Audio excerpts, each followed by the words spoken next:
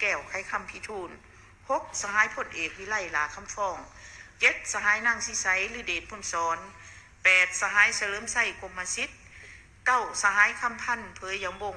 10สหายทองสลิดมังโนเมฆ11สหายเพชรพรหมพิพักษ์12สหายพลโทคำเลียงอุทาไกรสอน13สหายวันไส้พ่องสวรรค์คณะเลขาธิการศูนย์กลางพรรคประกอบมี11สหายยิ่ง4สหายดังนี้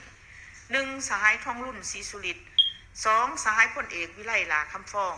3สหายนางสิไสหรือเดชพุนสอน4สหายเพชรพรหมพิพักษ์5สหายวันไส้พ่องสวรรค์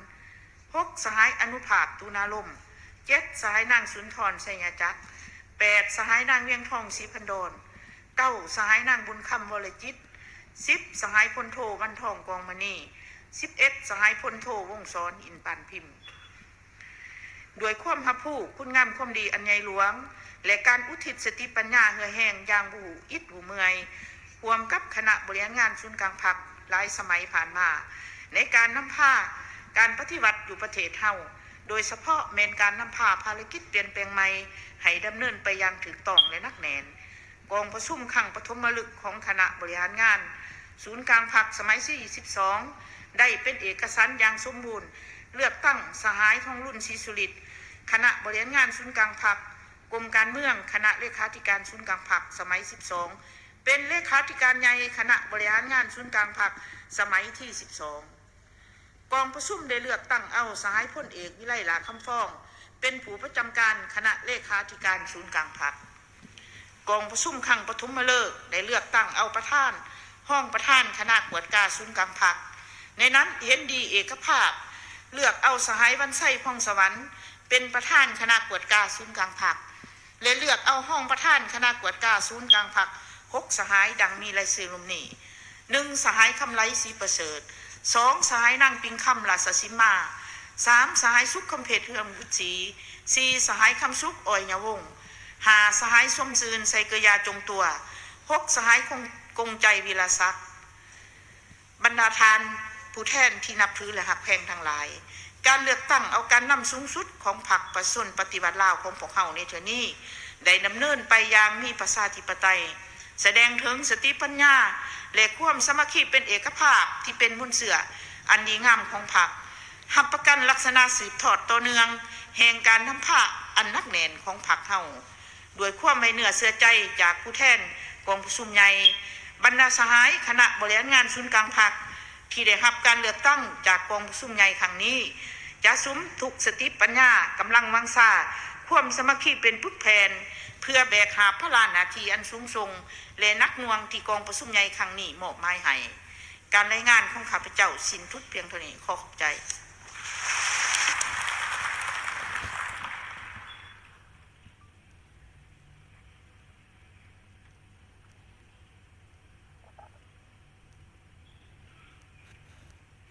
สุริต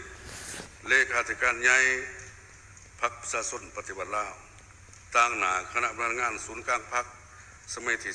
12ขึ้นกล่าวหับหน้าที่ขอเรียนเชิญ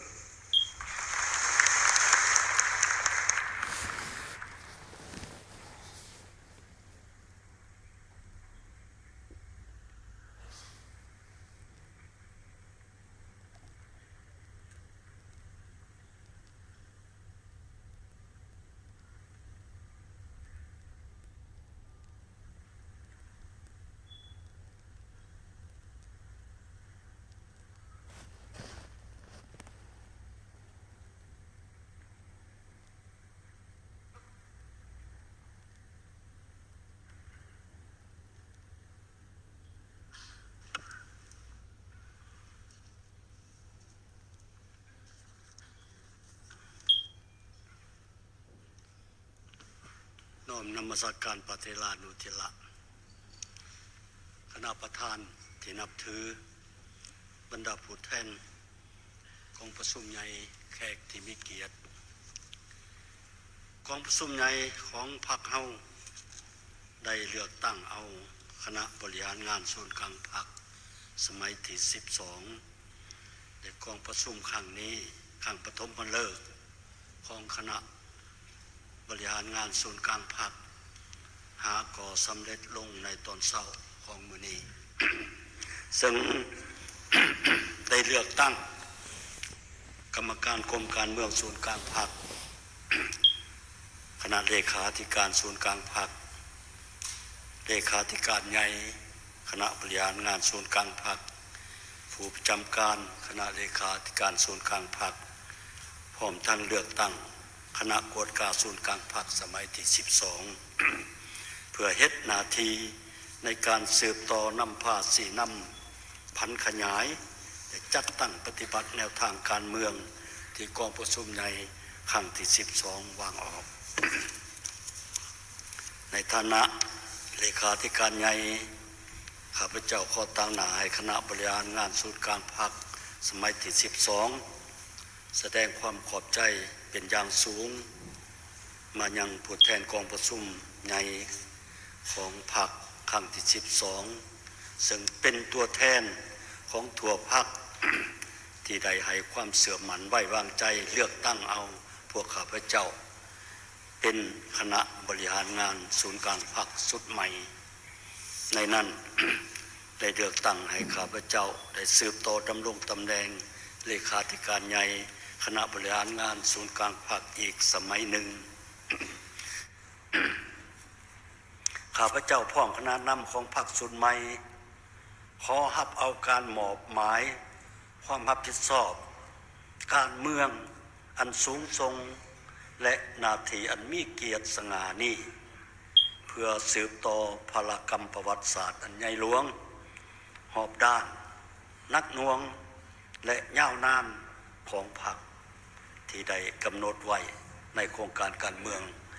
ฉบับที่ 3โดยเฉพาะในการปฏิบัติบรรดาจุดหมายที่วางออกในสมัยที่ 12 5 ปีต่อหน้า บรรดาสหายที่นับถือและฮักแพงในโอกาสอันสง่าราศีสุดที่มีความหมายสำคัญนี้และยืนอยู่ต่อหน้าทุ่งไส้ประวัติศาสตร์ของพรรคประชาชนปฏิวัติลาวคณะบริหารงานสมัยที่ 12 จะเสริฐสู้มานะจิตปฏิวัติยกสูงความรับผิดชอบการเมืองให้สูงกว่าเวลาใดหมดเพื่อร่วมกับทั่วพรรคทั่วรัฐทั่วกำลังประกอบอาวุธและทั่วปวงชนทางศาสตร์บรรดาเผ่าตั้งหน้าสู่ส้นจัดตั้งปฏิบัติมติของประชุมใหญ่ครั้งนี้ให้บรรลุผลสำเร็จดังทุกงาม และประชาชนลาวบรรดาเผ่าจงให้การสนับสนุนอุ้มสู้ช่วยเหลือ